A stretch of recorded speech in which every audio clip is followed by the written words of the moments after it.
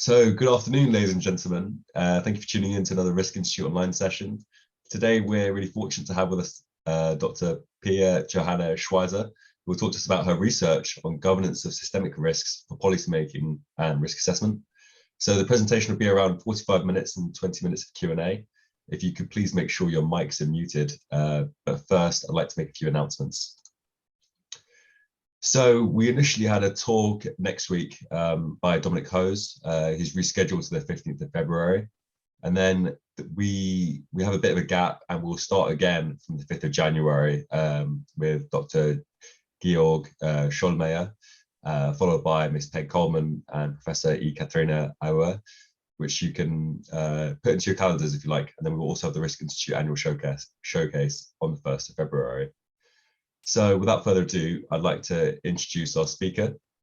So Dr. Pia-Joanna Schweizer leads the research group Systemic Risks at the Institute for Advanced Sustainability Studies, the IASS, and is the speaker of this research area, of the IASS research area, Global Implications of Socio-Technical Change. So this research group analyzes the complex interfaces of science, economics, and civil society with regard to systemic risks, paying particular attention to complexity, scientific uncertainty, and social ambiguity. She also studied sociology and English and American literature at the University of Stuttgart, Germany, and the University of Aberdeen. She's gained a PhD in sociology from the same university, Stuttgart University, with a dissertation on discursive governance. You can also find out more on her website on IASS Potsdam, which I can provide the link at the end of the talk. So let's give a warm welcome to our speaker, and you can share your slides, Dr. Schweizer. Okay, thank you. Yes, we'll do so. Thank you very much. I'm delighted to speak to you today, and thank you very much, Francis and Scott, for the invitation. It's really a great opportunity to present our work and also to draw attention to what the ISS, the Institute for Advanced Sustainability Studies in Potsdam, is doing. So thank you, and I'll give you sort of a brief overview on the mission of our institute, because we are somewhat different from a sort of university institutes, and it's important to bear that in mind going through my talk. So the Institute for Advanced Sustainability Studies has been founded in 2009 due to sort of a convention by former Nobel laureates.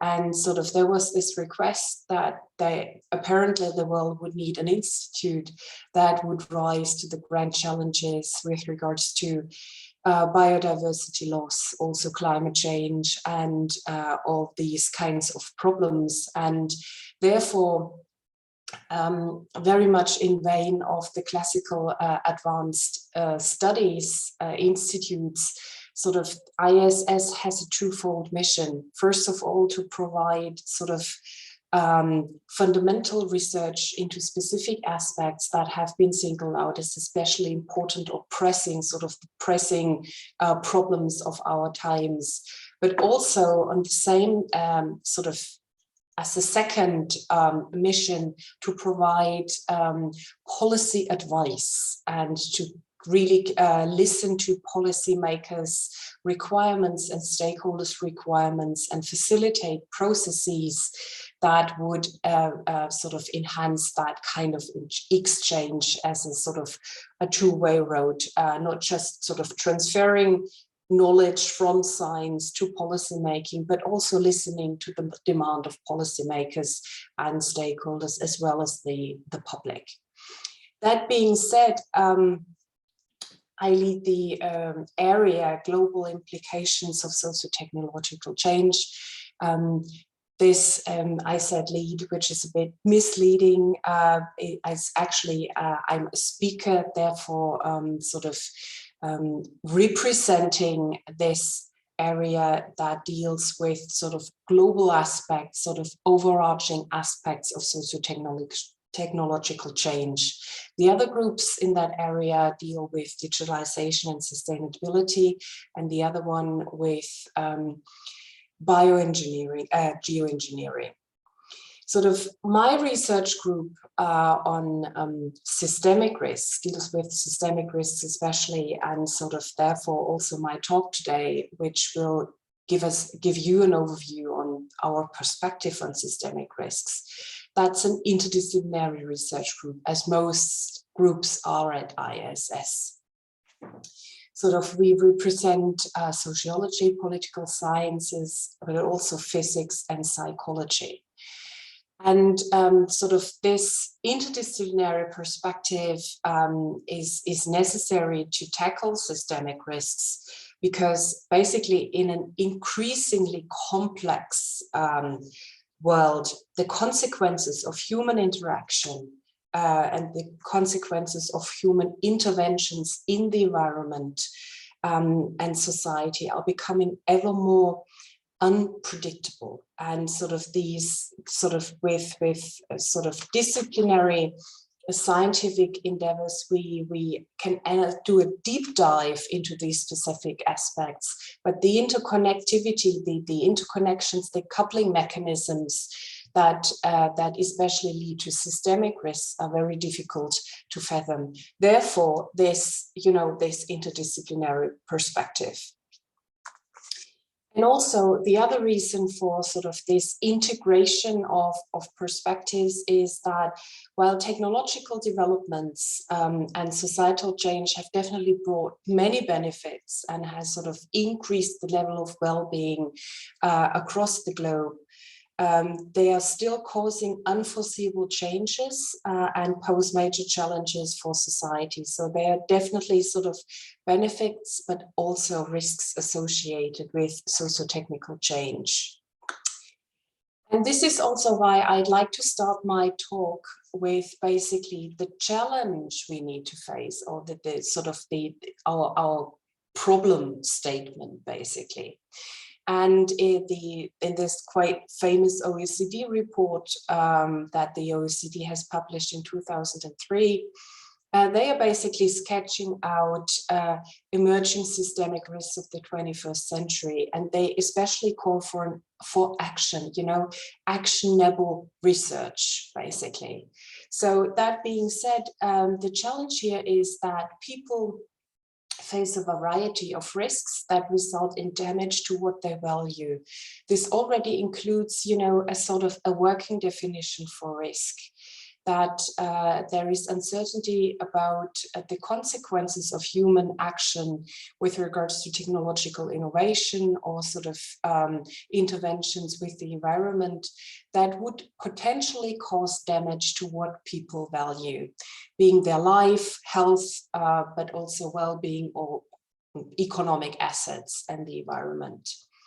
And sort of that has happened before already. That in itself is not new, but what's the new component? That is that these kind of potential damages, they happen at a much larger scale, and the effects spread further across society, though. So these effects again cause knock-on effects, and these cause transboundary phenomenon.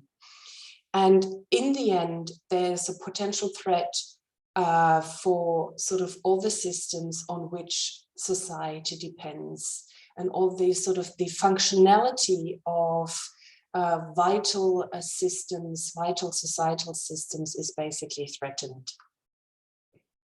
And another sort of that, a bit of an echo, but again, the GAR, the Global Assessment Report on Disaster Risk Reduction, published by the United Nations Office of Disaster Risk Reduction, has given it another spin yet in their GAR 2019 publication that dedicates a large chunk to systemic risks. And there the GAR is basically saying, or that report, the authors of the report are saying that well, societies generate ever more wealth, but at the expense of ecological life These threats, they are spiraling out of control. So they generate feedback loops, knock-on effects, cascading effects that make systems, and therefore the social system at large, ever more susceptible to collapse. So that would say that implies that in the end,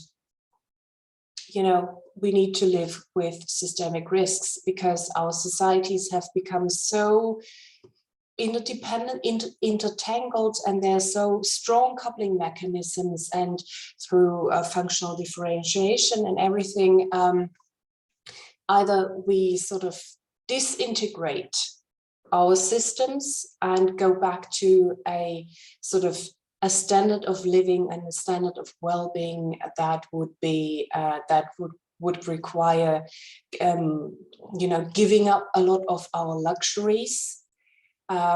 We could either do that.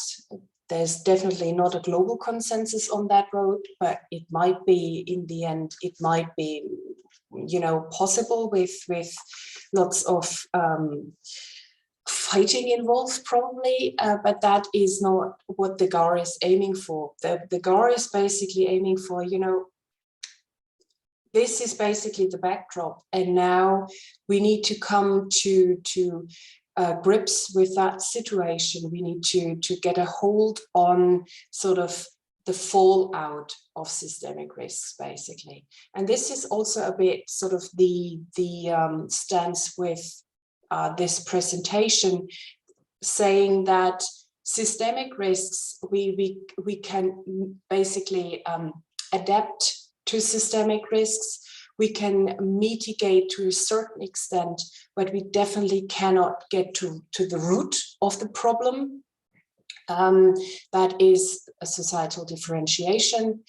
And therefore we need to sort of, take a stance towards governance that would allow us to deal with sort of the downsides of systemic risks while harvesting the potential benefits of socio-technical change.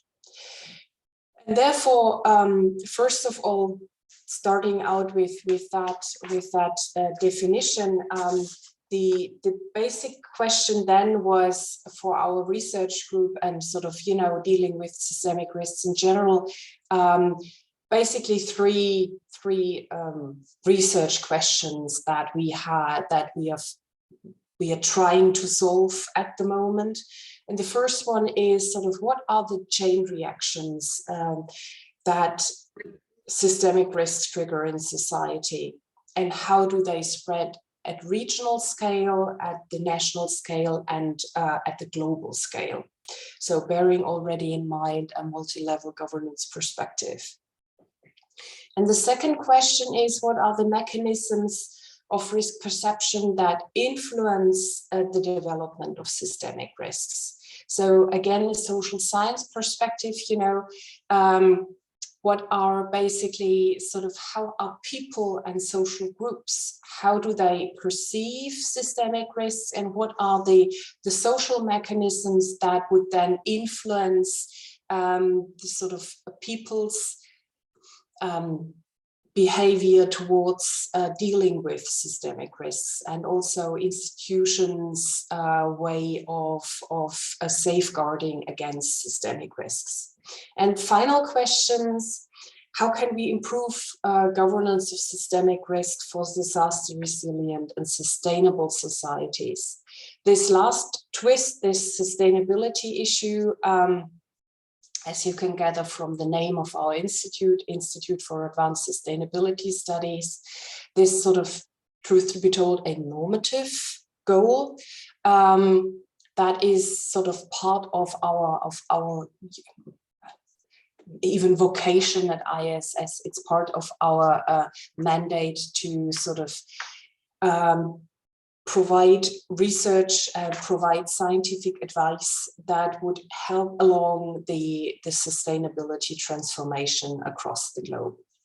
And therefore, sort of against the backdrop of these three research questions, our first take, our first, our starting point basically was to come up to a typology, to try to develop a typology of systemic risks. Now, this is sort of a very sociological thing to do, I suppose, that we try to characterize sort of what are systemic risks and how they are different from more sort of unsystemic, that is uncoupled or more streamlined towards one social system kinds of risks. And we found out that in the end, it's basically 5 properties that set them apart from risks that can be governed with conventional governance and governance mechanisms that are more targeted towards just one societal domain or sector.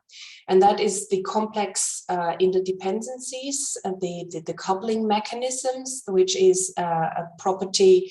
And these coupling mechanisms, they cause knock-on effects or transboundary effects.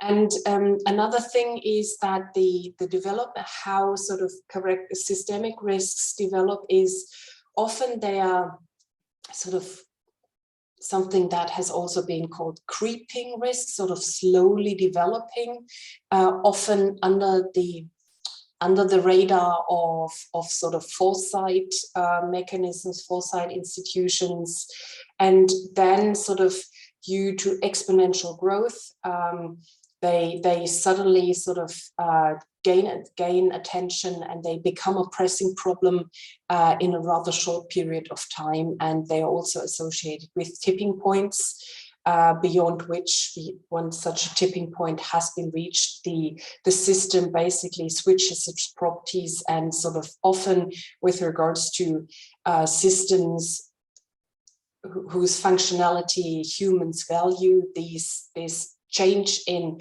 system behavior also includes sort of a new system steady state that people actually don't like. And this not liking of people, that is captured with this 5th point, this 5th property, that is sort of that systemic risks are, like other risks, are sort of influenced by social mechanisms of attenuation and amplification in risk perception. And these mechanisms, they often, but not always, but they cause a lag in policymaking. Now, for those of you who sort of like to look at sort of graphs or nice pictures, this is by no means an analytical, yardstick. This is more a heuristic, basically taking the stance of a policymaker or of a decision maker, or sort of people engaged in technology assessment or in foresight. If you'd be one of those people and you'd need to sort of be engaged in something like a risk radar, like horizon scanning exercise, and you're sort of faced with scarce resources and of course, including scarce personnel, where would you look for systemic risks?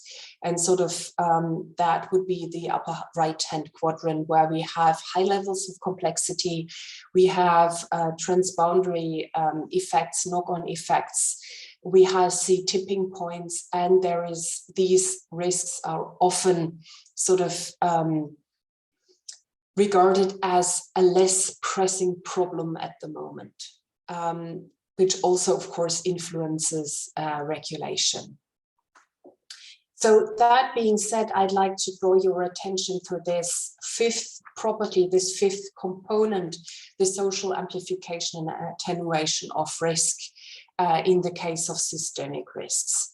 So this, basically this flow chart in itself isn't new, and also you've probably come across the SARF, the social amplification of risk framework that has been proposed sort of in the 80s by people like Roger Kasperson also, sorry, drawing a blank here. Anyway, it will come back to me. A very prominent scholar in the psychology of risk, actually two prominent scholars in the psychology of risk. Robert Goebel is one of them, who's a co-author, Baruch Fischhoff, and also Paul Slowick. Here we go, sorry about that. Totally drawing a blank. Okay, Paul Slowick and Roger Kasperson and other authors have proposed the social amplification of risk framework in the 80s, and then it has gone through several iterations, and Nick Pigeon from Cardiff University, for instance, has applied the social amplification of risk framework to energy, energy transitions, and also perception of nuclear energy and other alternative ways of energy generation.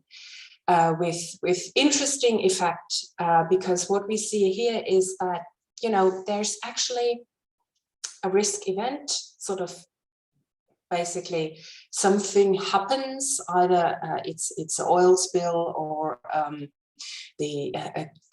crash at the financial market, or now the COVID-19 pandemic. And then sort of from a more linear Cartesian point of view of science and science policy interface, you know, sort of scientists would provide an overview of what is going on, and then the policymakers would act upon that scientific advice. But what we see is actually that there's so much going on in between, also with regards to how people, individuals that is, how individuals perceive what is going on, perceive risks, also engage in social interaction, and then engage in sense-making activities.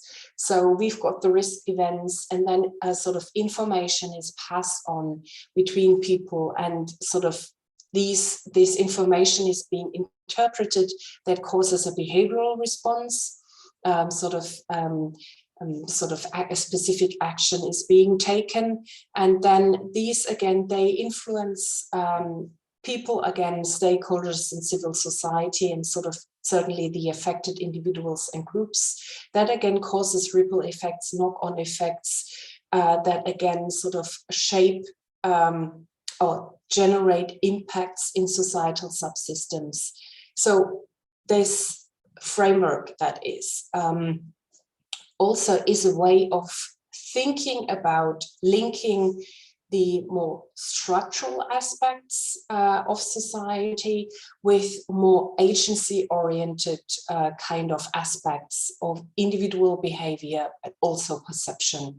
And I think this is quite an important, you know, element that I personally find missing in a lot of research dealing with systemic risk, that is, of course, focused on, you know, the structural components, the systemic components, but not much attention is being given to the more sort of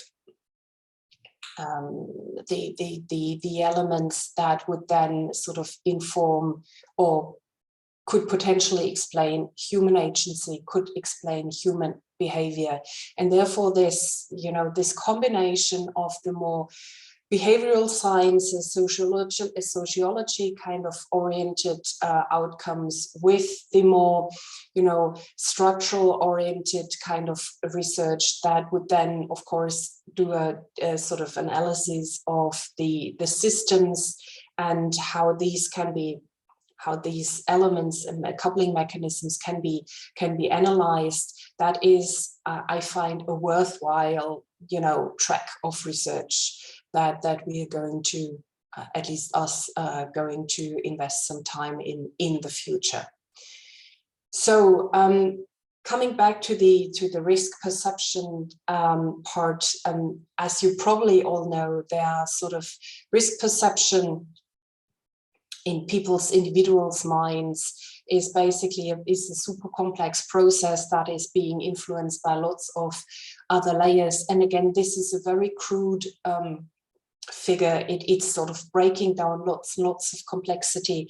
But what I want to get at here is that we have sort of the information processing part, the cognitive side, that also is influenced by the affective factors. And since Kahneman's and Tversky's groundbreaking sort of publications we all know about, that information processing is as much a result of affective factors as of cognitive factors. But then there's also the institutional context, you know, and above that, the sort of the cultural context that would sort of also make it necessary to look at societal discourse, you know, and sort of these discursive structures that would then sort of influence or generate societal factors influencing risk perception, and also this, at the same time, individual factors.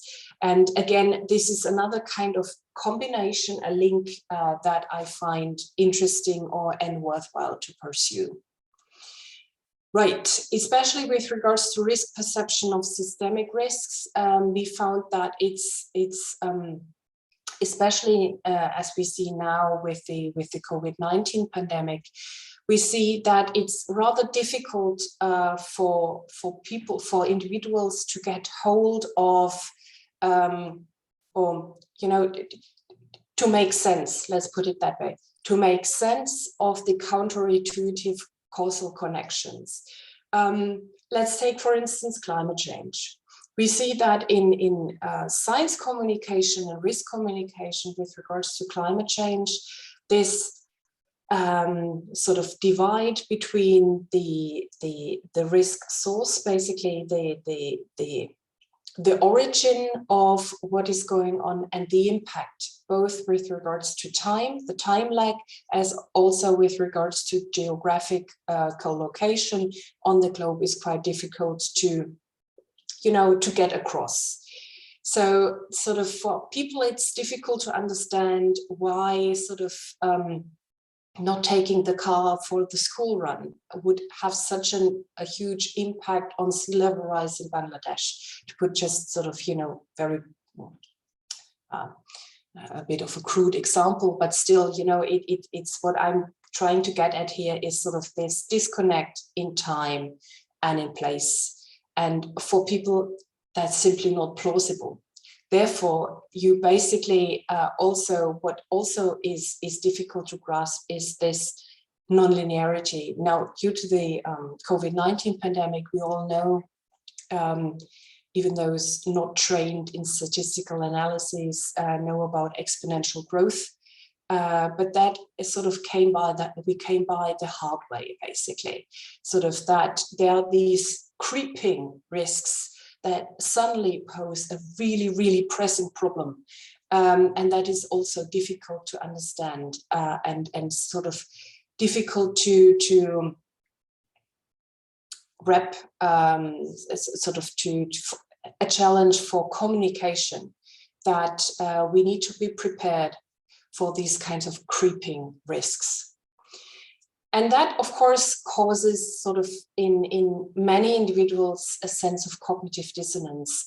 They are faced with information that is being sort of presented to them through the media, also through their networks, that is apparently or seemingly out of sync with their personal experience.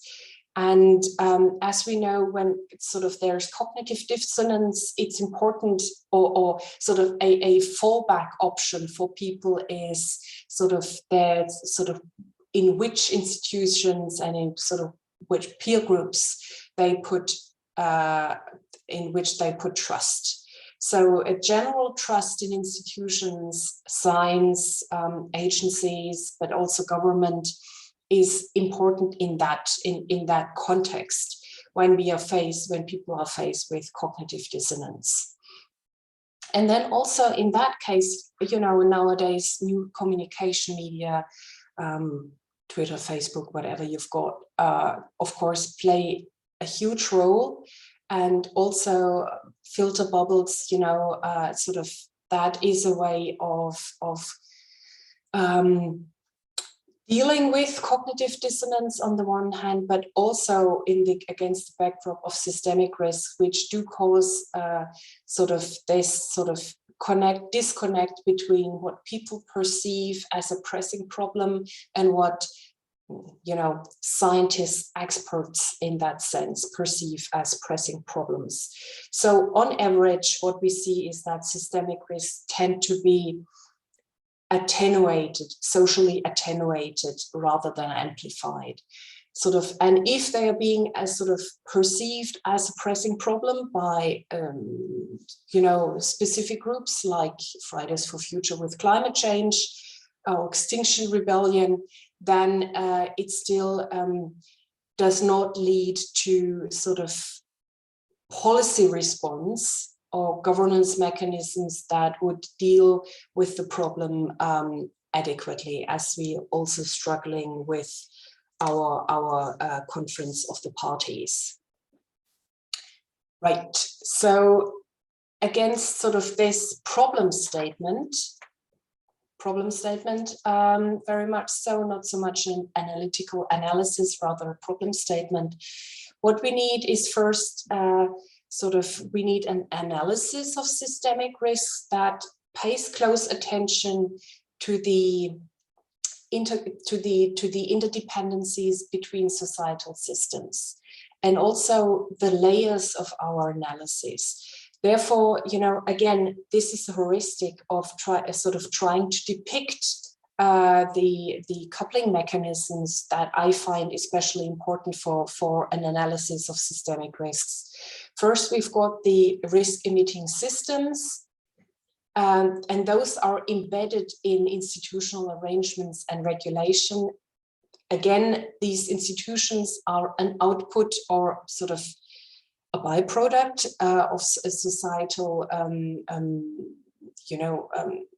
evolution and also societal discourses and also controversies, especially pertaining to risk.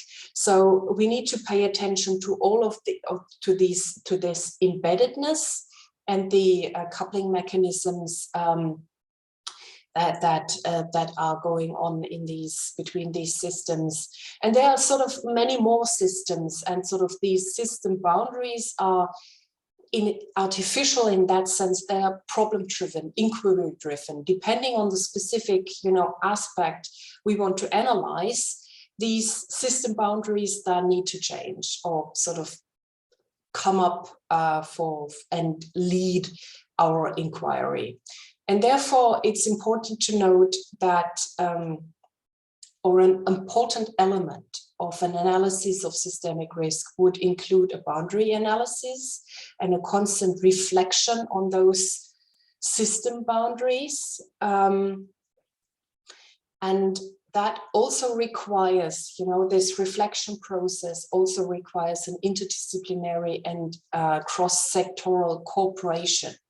That we can test and empirically, but also conceptually test those system boundaries. And also, what I find important is an analysis of the decision landscapes and the actors involved, a network analysis, that we understand of that we get an understanding of not only what is going on in the, let's put it, the physical realm, what is going on there, or in economics, but also get an understanding of the institutional arrangements and the policy interface, what is going on in policy making. Right, and this analysis needs to be included in a general risk governance process, and here is very generic framework of how risk governance as a practice can be done. So basically, you start out with the problem definition. That's the pre-assessment, and get an understanding of what the problem really is and who are the involved actors, the societal domains, and so on and so forth. And then the appraisal phase and the characterization and evaluation phase, where we come to a judgment about risk, and then sort of selecting management options and implementing those, and also monitoring the performance. And very much at the heart of this governance process is participation and communication and reflection.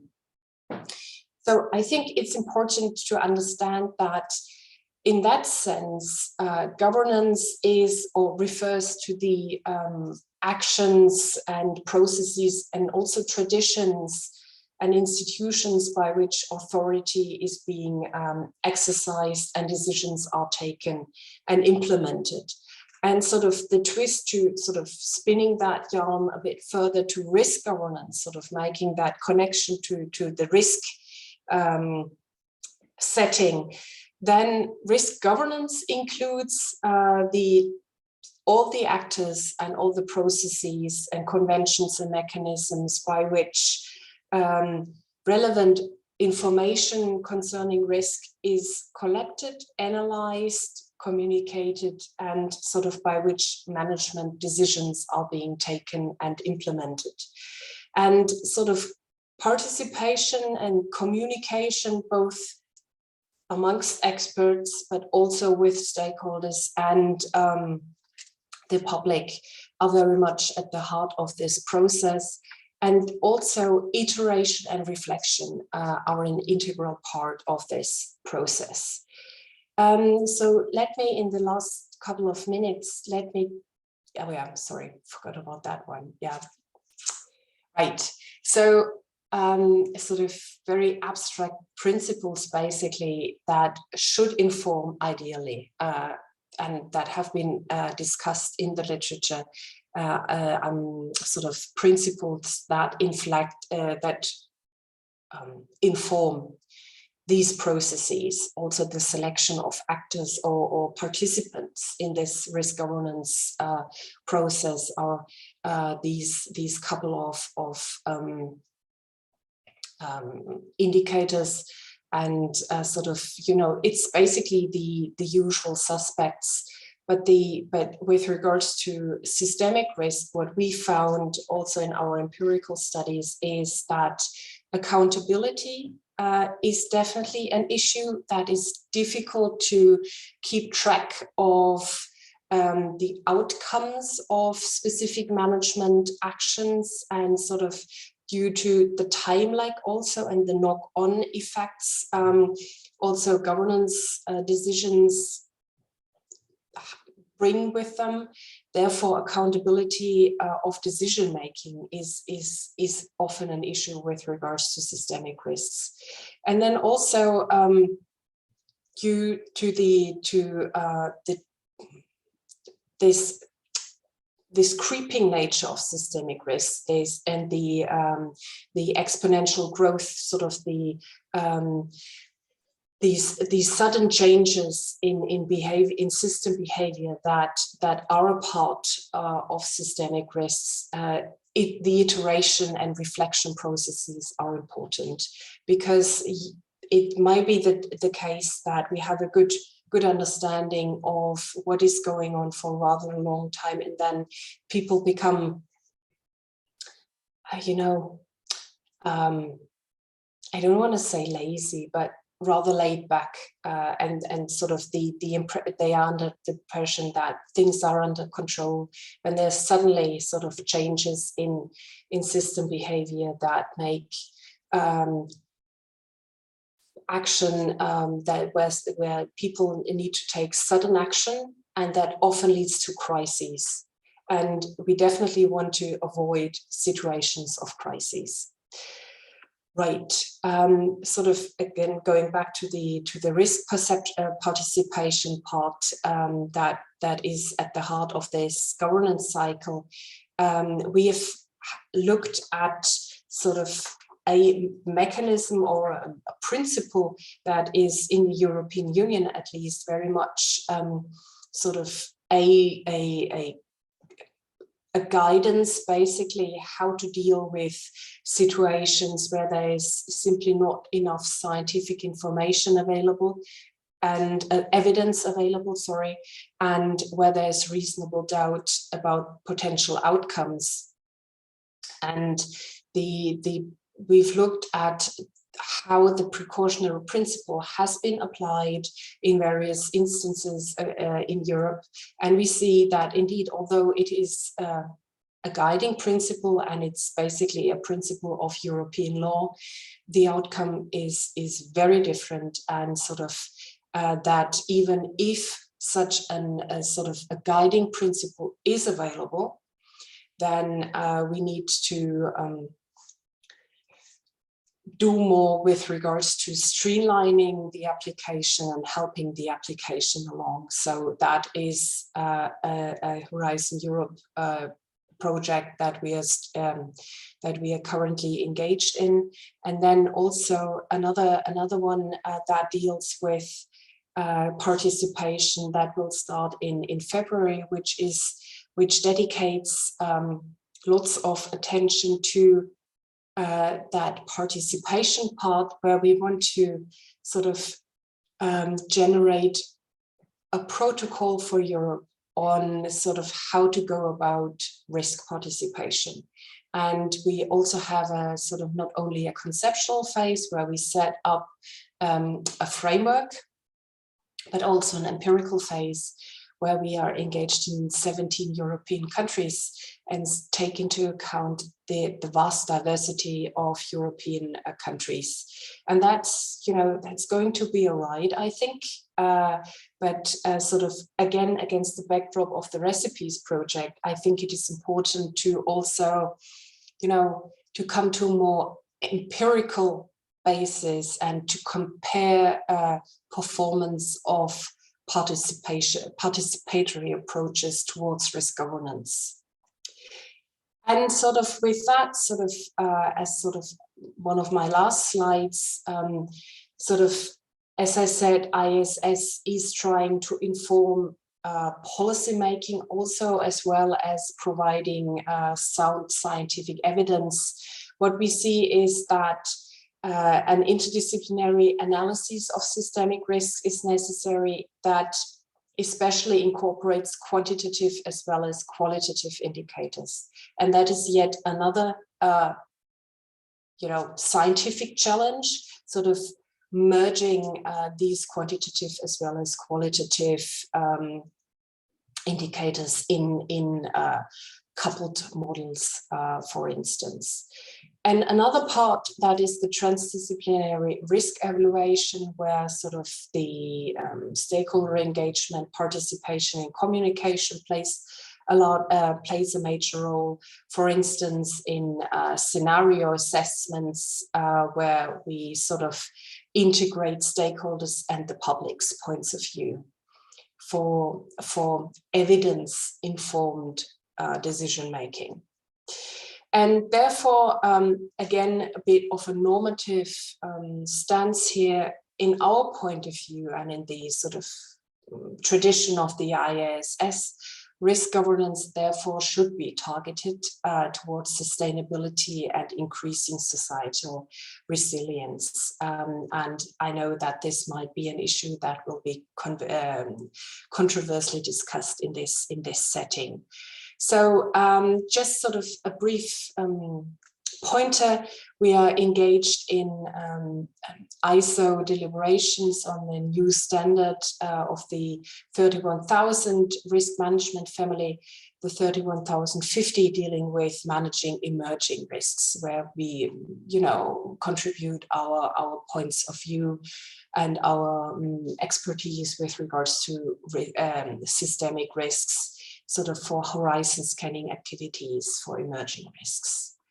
So, and also a tiny little study, but it's interesting insofar as the Deutsche Bundestag, that's the German parliament, has now, under the impression of the COVID-19 pandemic, actually calls for a crisis radar. So they want to be prepared, and they want us to look at all sorts of future crises.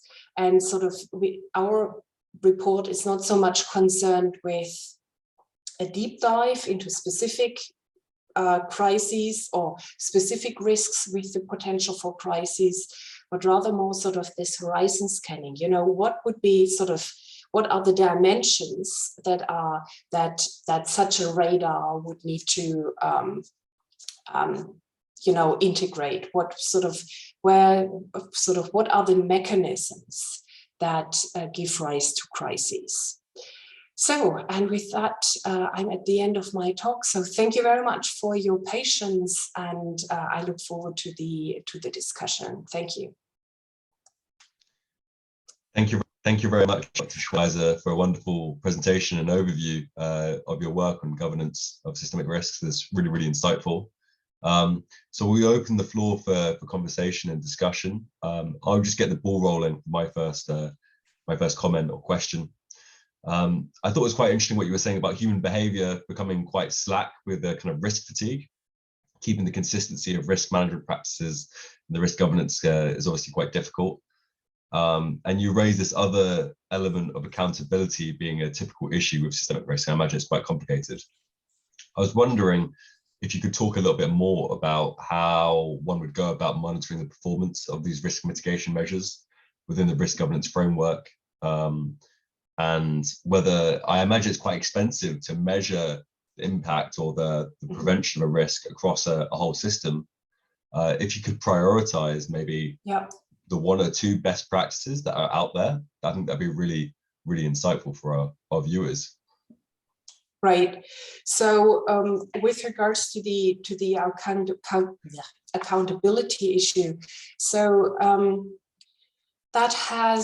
that issue also has been mentioned by one of our interview partners for that crisis radar report, that crisis radar exercise, and that person is an expert in sort of modeling risk. So not a social scientist at all, but you know, one doing the proper science, the hard science, the real stuff. And they said that it's sort of these models, they are so sophisticated that in the end it's very hard to sort of trace back the line of reasoning, and sort of not only with one model, but especially when you're come to this very complex architecture of coupled models, then sort of those in itself, they come with so many interdependencies that in the end emergence happens. Basically, you've got a sort of emergent effects. And sort of if that is being taken as sort of an input for policymaking, right?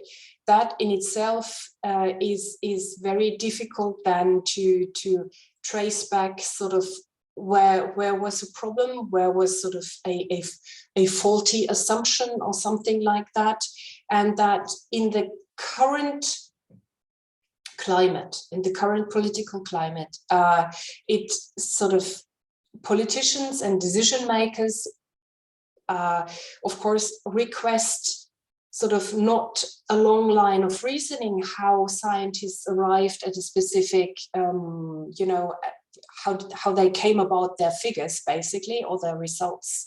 But they basically ask for a threshold or for a sort of just one figure sort of below, if something's sort of with the incidence rates, if they are above 400, then we need to impose a total lockdown or something like that. I'm sort of crudely simplifying here, but you know what I mean. So in the end, sort of this accountability also on the side of policymakers is sort of muddied, but also on the side of science, on scientific evidence, how that is being dealt with.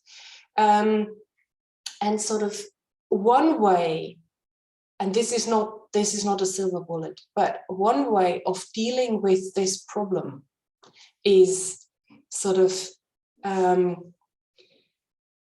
for instance, a transdisciplinary scenario analysis, right? That we treat these modeling outputs as something that will then inform scenarios. And sort of these scenarios then will not only be informed by quantitative factors, but also qualitative factors, like by means of narratives or imaginaries, right? Those would then be integrated, and that is difficult to do, I'm well aware. Those would then be integrated, and sort of this decision making and that sense making, like, you know, what would that actually imply, this kind of scenario? What would that mean with regards to the life we are going to live in these specific scenario conditions?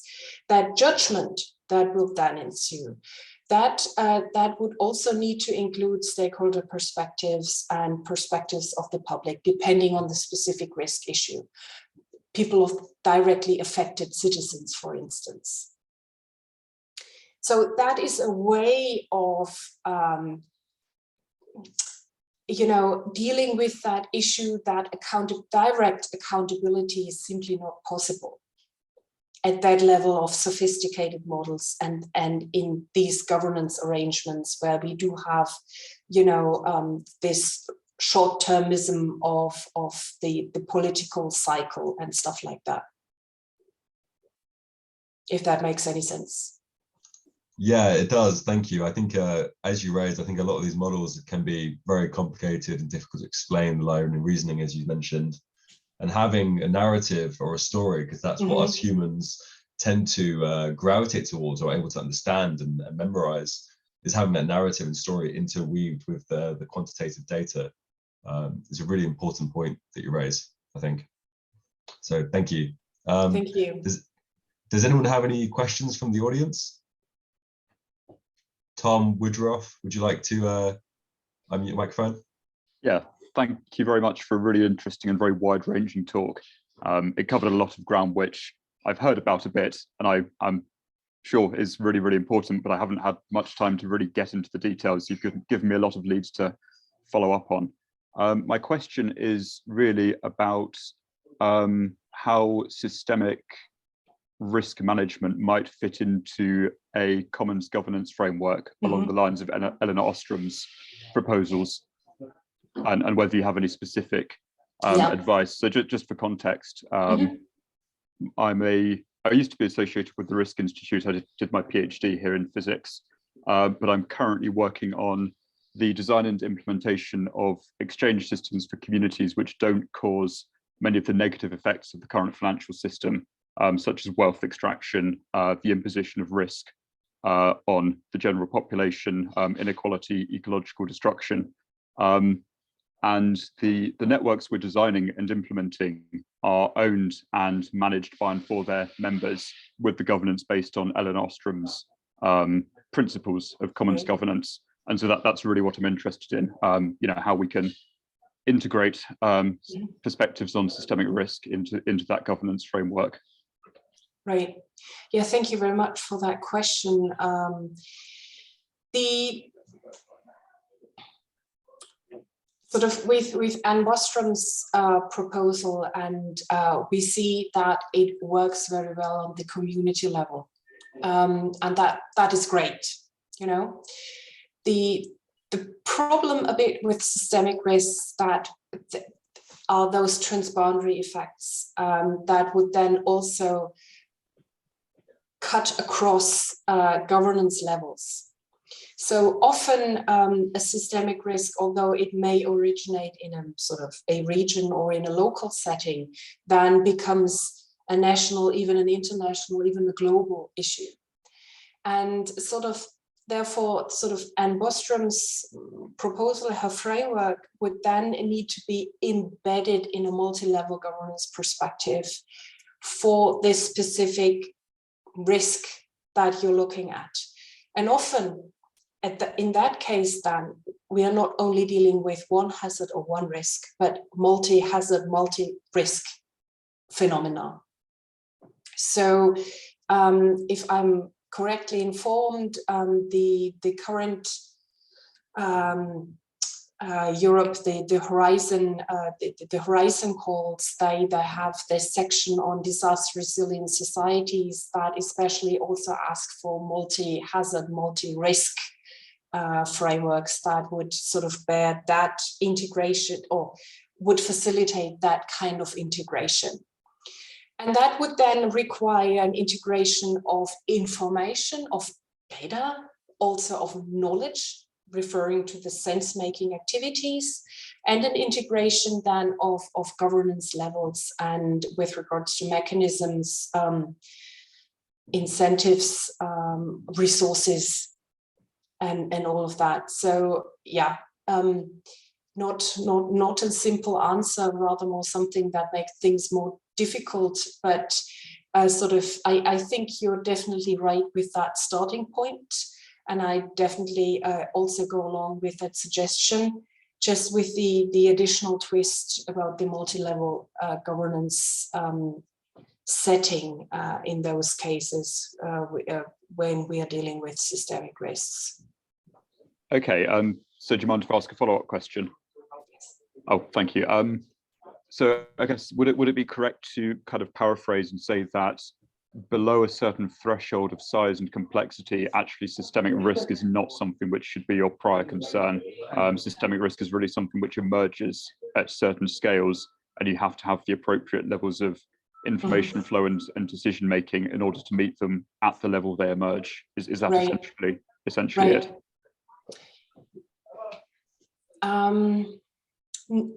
That's one part of it, but the other part is that it's, first of all, it's very difficult. Again, where's that threshold?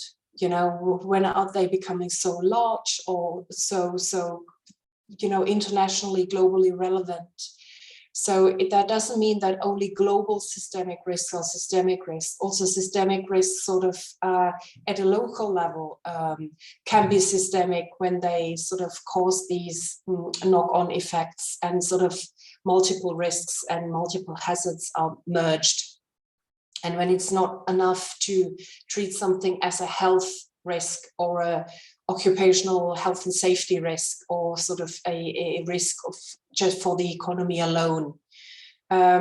So also with regards to these creeping risks, you know, that slowly developing kind of things that are sort of under the radar most of the time, then suddenly in retrospect, we see, well, it was all out there. We had the data available, but we simply didn't dedicate enough attention to what was sort of happening right in front of our noses.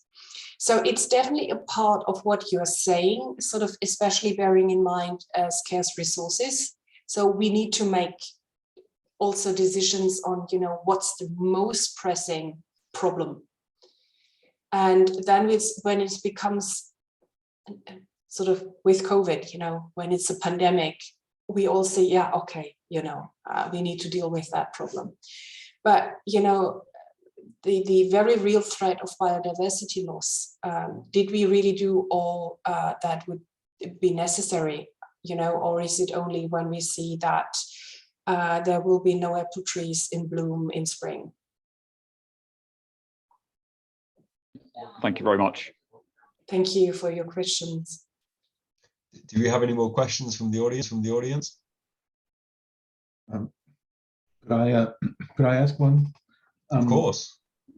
So I'm very curious about this idea of the crisis radar, and you know, maybe I'm old, but I guess I should like to ask you, what are you optimistic about the use of such a crisis radar? I mean, yeah, I have friends who argue that risk analysis has never changed a single decision ever, right? It's been used, it's window dressing really, and there's this new movie coming out which I'm having listened to your talk, I'm now going to go see tonight. It's called Don't Look Up, but it's really I guess it's a dark comedy about risk fatigue and the Cassandra syndrome. Yeah. You know, it seems clear that the public has a hard time digesting and processing risks. And I know that this crisis radar is maybe aimed at if not the public, the intelligentsia or the governing structures. But our experience has not been positive with them, and it's not just in Boris and Donald. It's around the world. We've not had good luck with governments, and even industries. Where you'd think, private sector industries, where the money motivates them to estimate these risks well. Even in industries, the analyses they get are always self-serving and generally wrong in profound ways. You think of Fukushima or the NASA shuttles or the Boeing 737 MAX, or even worse, like Volkswagen emissions outright fraud. So my question is, if even they can't get it right or take a serious view of risks in this somewhat macroscopic perspective that you're advocating, are you optimistic? I guess is my question. Yeah, well, I mean, a certain optimistic outlook on life is definitely necessary when you're engaged. So when you're making a living on these by analyzing these kinds of risks, otherwise it would be very difficult to get out of bed in the mornings. But that being said, with regards to the crisis radar, so to give you a bit of an information on that one, the German Bundestag actually had all the information available. They would have needed to be well prepared for the initial wave of the COVID-19 pandemic in Germany, because they already had issued a scientific report, including scenario assessments, quantitative scenario assessments on a future pandemic. That report even indicated that it would be a SARS-CoV variant. So no big surprise there. But it's at the same time, that report that came, it was in two parts. The second part was about the pandemic. The first part was about flooding, pluvial flooding in Germany. And last June, we had very serious flooding in the southern to middle part in Germany, the Rhineland, in the Ahr and Elft Valley, where lots of people died simply, or not simply, but sadly, due mostly to communication, issues of miscommunication, lack in communication.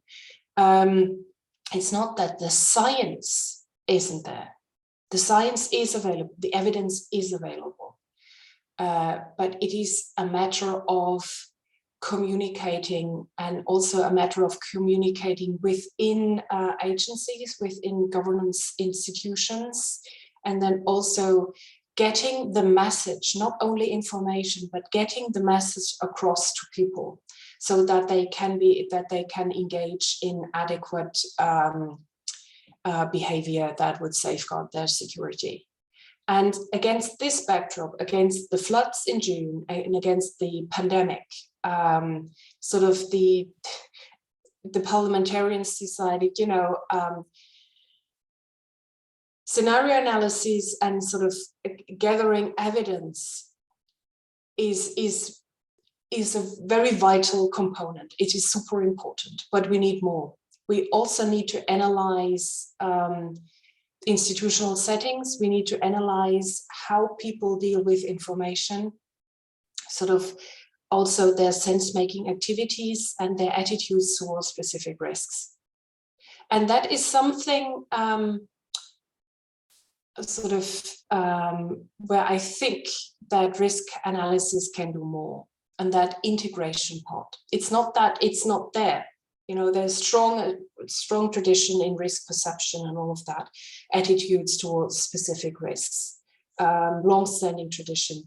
But that integration of these strands of research, I think that is not yet up to par. So you seem to say at first that a communication problem was the big problem, but maybe you amend it to say it's integration, or which do you think is more important, integration or communication, or are they the same? Both, they are related, because communication not only refers to talking to the public, right? And passing on information in the sense of leaflets or stuff like that. it is certainly important. And also an issue in Germany is that they cut the sirens off. There are no sirens, but nothing sort of that would take that, function. Sort of that push to message thing on your cell phone didn't work out as well. So there's that, but sort of also communication between sort of the scientific silos, between disciplines, and also communication between sort of across societal domains. So I'm well aware that this sounds a bit fuzzy, but that can be backed with sort of methods that would take on that challenge. And sort of methods and ideas are out there, but they are sort of, we're just skimming the surface of what would be possible, I think. Do you want to say like an example of what method you're thinking of? Right. So sort of, as I said right at the beginning, sort of the things are looking bleak in Germany with regards to the COVID-19 pandemic, because there's this minority, but still a rather large minority of people who don't want to get vaccinated. Now, this is not just because they think they'll get sick from the vaccination. There are other reasonings also that lead people to decline becoming vaccinated. And it would sort of, in the lull of sort of the summer months, where we were all sort of rather happy that not much was going on and sort of people were on vacation, all of that, sort of, it would have been great to get a better understanding of people's sense-making activities with regards to why they don't want to get vaccinated. And sort of that's one aspect of what I think is required of science, also doing an analysis of the narratives out there and people's mindsets with regards to what is going on at the moment in this very real example. And the methods like the sort of these approaches are there, but they are not, they are being deployed as sort of at a rather late stage of the development. For instance, now there are these citizens' assemblies on climate change all over Germany. Again, I think citizens' assemblies are great instrument, don't get me wrong. But I'm thinking that could have been done like 5 years prior to right now, sort of 5 years early on. And sort of we need more and more diverse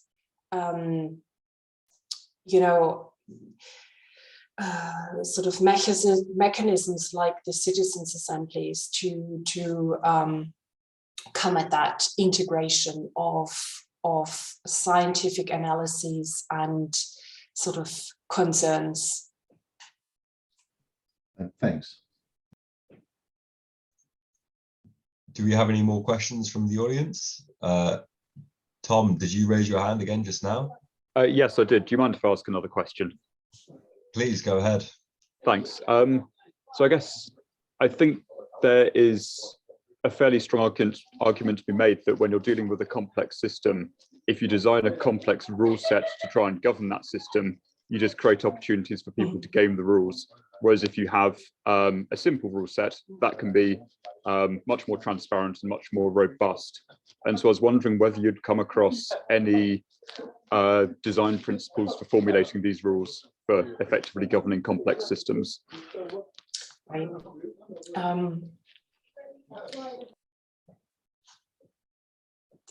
Sort of, I'm not fond of talking about governing systems. Me being a social scientist, my perspective knows, I don't mean any disrespect to you, of course. So from my perspective, bearing in mind the complexity that is there the complexity of this society as such, and all the specific subsystems, that is the status quo I need to deal with as a social scientist. And therefore, any kind of impulse, any kind of our aspirations to deal with the problem solving, they already generate knock-on effects that are basically outside of our control. They're out of control. Therefore, for us, or for me, it makes more sense to speak about governance, right? Instead of governing, because this linearity, sort of this cause and effect, that is simply not there. There is cause and an effect that can't be sort of predicted. There's a specific plausibility of what is going to happen, but not one of those specific outcomes can be predicted. There's a range of options that are potential outcomes or plausible outcomes, let's put it that way. And especially with systemic risks, and that's what makes them so difficult to deal with, is that for systemic risk, we don't only need to take into account what's plausible, but also look at what might be possible. And sort of some of those possibilities where sort of experts think, that might happen, but it's not really going to happen. It's not plausible. These things that might going to happen, those could come with some very real existential risk to them. So with regards to sort of what would I do with regards to sort of the governance mechanisms, sort of at the top layer, as you said, sort of rather simple instructions are more sort of are important, but then this rather simple bracket would then sort of need to include sort of these very granular, fine-grained approaches for really sort of taking into account the plurality that is out there. Because we can't turn back the clock, we live in these plural societies. And from a risk analyst perspective, it would be nice if things were easier, but they simply aren't.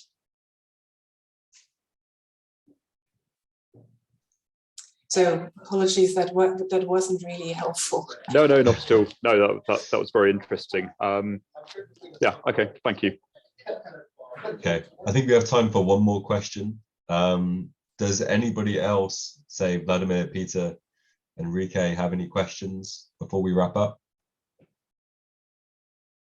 And if not, then I would like to thank again Dr. Schweizer for an amazing talk and a really interesting, intriguing discussion. Lots of things and food for thought.